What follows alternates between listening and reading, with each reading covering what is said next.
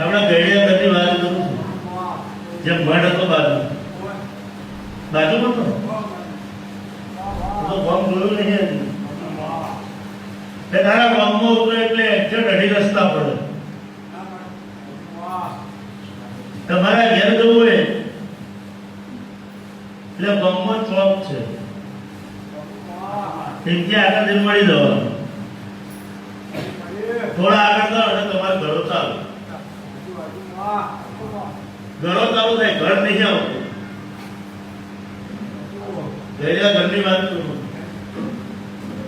એટલે એ ઘરો ચાલુ થાય એટલે મોટો બેકડો છે. મને નહીં ખબર, હું તો બધા આવ્યો નહીં. પણ એ બેકડા દરેક કોકનું તો પૂછવું પડે ને. તમારે આ ભાઈના ઘેર જવું છે, હજી એ ભાઈનું નામે પૂછ્યું નહીં.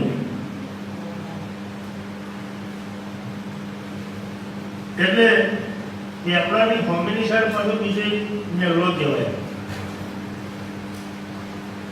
એ મેળામાં એક દેરું છે, મંદિર છે.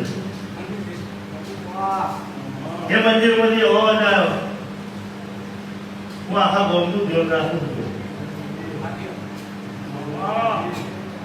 પણ જે ભાઈ તમારા ઘેર આવીને બેઠા છે એનું ઘર જોવું જ નહીં. થોડો હજી 100 મીટર જેટલા આગળ એટલે વળવાનું આવશે. એ વળી તો નેરોલા આવશે આખો. એટલે નોર્મલ તો ઢાળ જેવો રસ્તો પતે વાઇટ ના હોય મારો રોમ જોડે. નોર્મલ ઢાળ જેવો રસ્તો પતે થોડા આગળ જશો એટલે એમના ઘરો ચાલે. બધું ઘરો ચાલુ થાય. ઘર એ જશો ને એટલે પાછું એક મંદિર છે. એ મંદિરે બધી માહિતી મળી જશે બધા ઘરોની. એટલે પાછું રોડ પર જ કહેવાય છે, અંદર ના કહેવાય.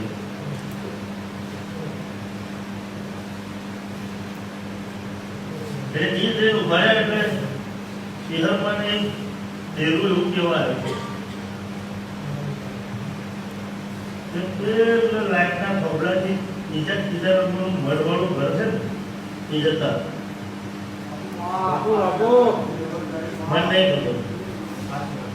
લાઈટના થોબડાથી એ દેખાય બીજા ત્રીજા નંબરનું ઘર દેખાય એ જતા. અને ત્યાં મઢ છે.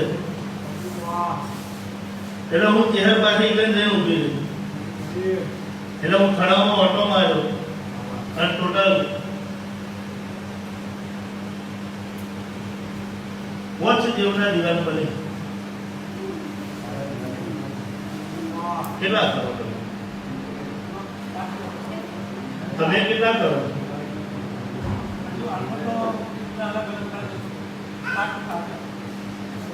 એટલે 5 દીવાન મળી. 5 દીવાન કે છે. જ્યાં આવ્યા છો તો તમને વાત કરું.